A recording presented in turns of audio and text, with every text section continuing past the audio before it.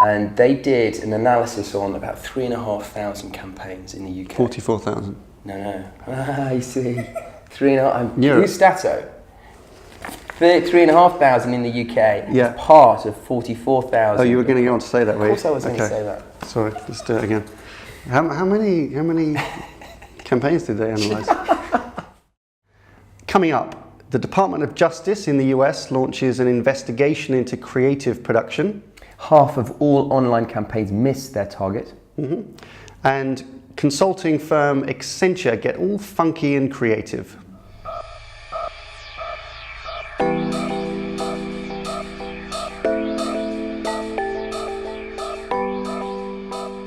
Hello and welcome to IDCOM's Media Snack, episode 56.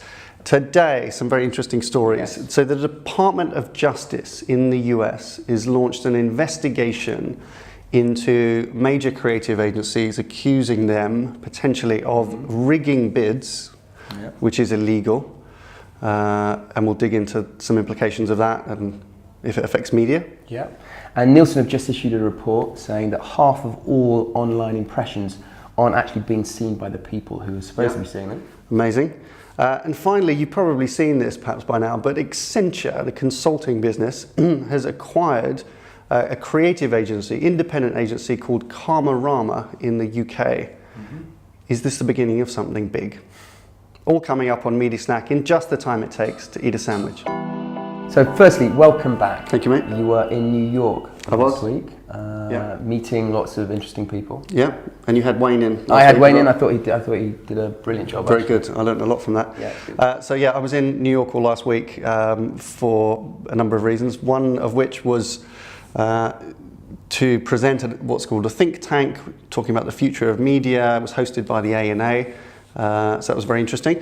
But whilst I was in New York, this story that we're going to talk about broke, and it's related to the ANA, so it was quite pertinent. So what's happened is the Department of Justice have got access to some information that was gathered actually as part of the ANA's media transparency investigation. And if you remember, the ANA had hired this company K2 Intelligence to kind of look into media rebate practice. During the course of their interviews and fact-finding, they discovered some insight into potential, what they call bid rigging, on the creative side. Now, the ANA decided not to publish these findings because they focused just on the media transparency. But this information is now set with the Department of Justice.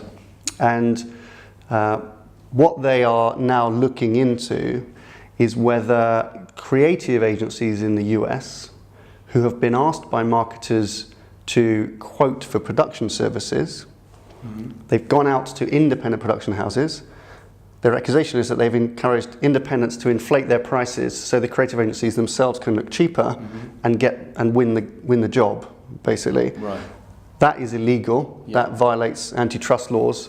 And so that's what the Department of Justice now are investigating, if you followed all that. I do, absolutely. Yeah. So basically you're saying that the creative agencies have been asked in the past by their clients to go and source production companies, whilst internally within their kind of offering, they also do the same thing. Yeah, exactly. So they use that insight perhaps to undercut the competitors' bids. Yeah, so it's a slight conflict of interest, isn't it? Asking a creative agency to find production suppliers and mark their homework. So I mean, you're kind of asking for trouble, really, if you just do that.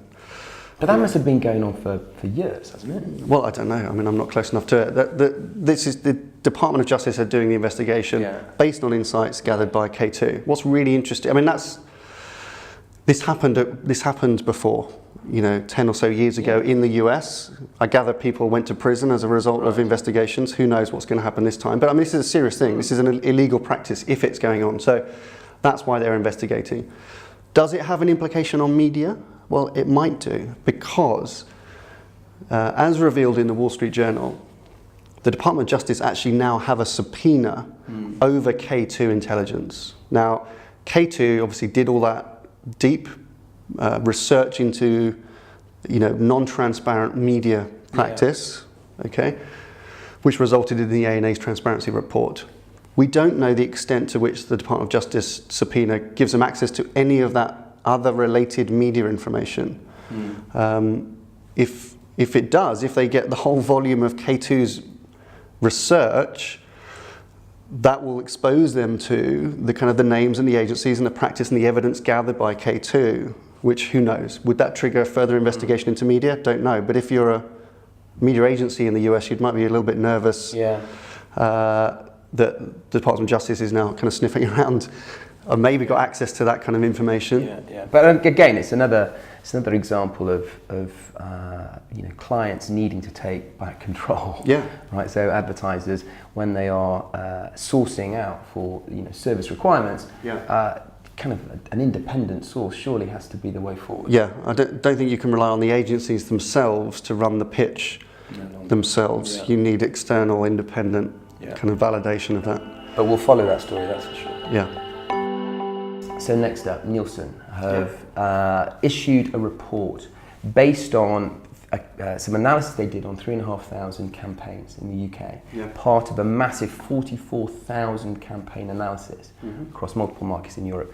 And they found that just over half of all online impressions were seen by those people that they were intended to see by. So half of all online impressions were actually wasted. I mean, another example of perhaps more accurate measurement, but the fact that online campaigns just aren't delivering the kind of KPIs that most advertisers think that they should be. I mean, it's just another alarming, isn't it?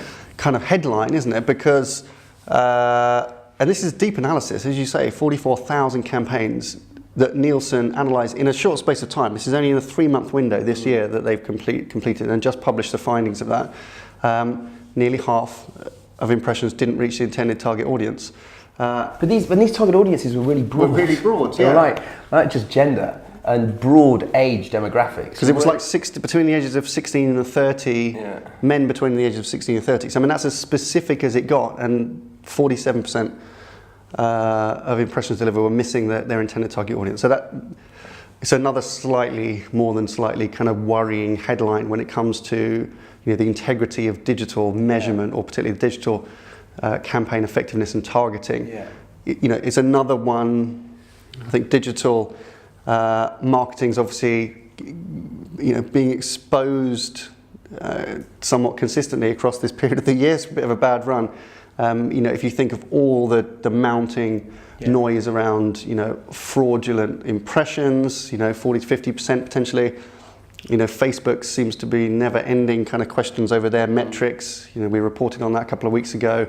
This week they've come through and kind of admitted more issues with the way that they're measuring campaigns. But I mean, on a positive note, it's being held to account. Right. It's not being ignored. That's very optimistic of you. Well, I am. I mean, I think I'd rather have it raised as a key issue.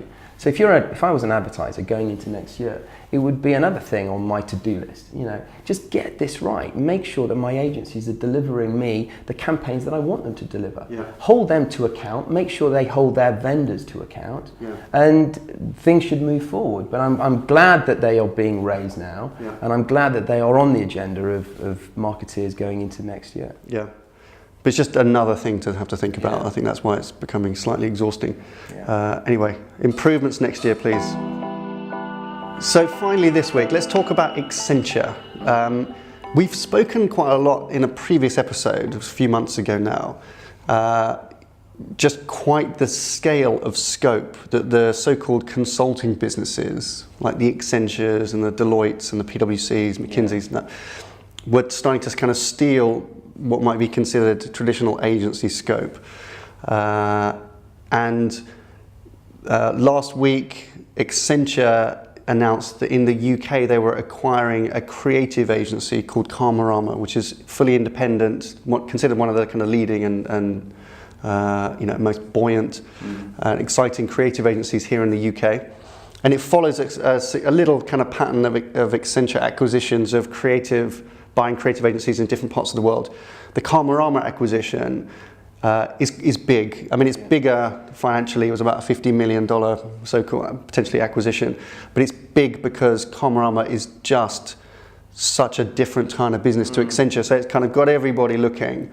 I'm wondering whether this is going to be, you know, a real milestone in consulting businesses moving wholesale into you know, traditional agency territory. Yeah, I mean, you know, one thing that you can't challenge Accenture on is lack of ambition. Yeah. You know, Accenture Interactive, it only formed in 2013. Yeah.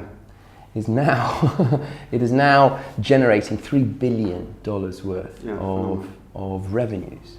It is the biggest digital business in the world. Yeah. And only in the last 18 months they've bought 40 businesses. I mean, that's you have got all the stats, haven't you? I know. I find this thing absolutely fascinating. Saves me having to do it. Yeah. But it's absolutely amazing. So they are making a massive play into the marketing communications world. Yeah. And they have just now bought probably the biggest independent creative shop in the UK. And they have made their intentions really clear to the big six. Yeah.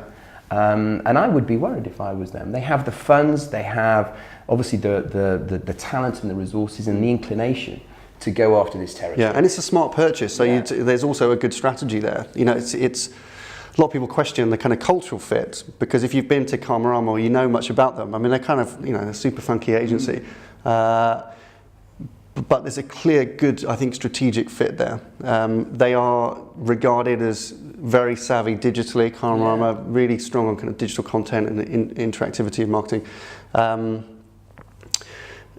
It puts Accenture in a very strong place. The question, this being Media Snack, is when does Accenture move into the media space? So, you know, they've communicated publicly that they want to have what they've called an end-to-end offering of marketing services. So you'd assume that at some point that includes media. Yeah.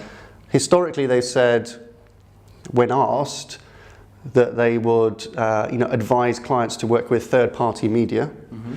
Now, the reason is because Accenture are also one of the world's largest media auditors. That's right, it would be a conflict of interest. So interest. it would be a huge conflict of interest if they were buying media as well as auditing other media agencies.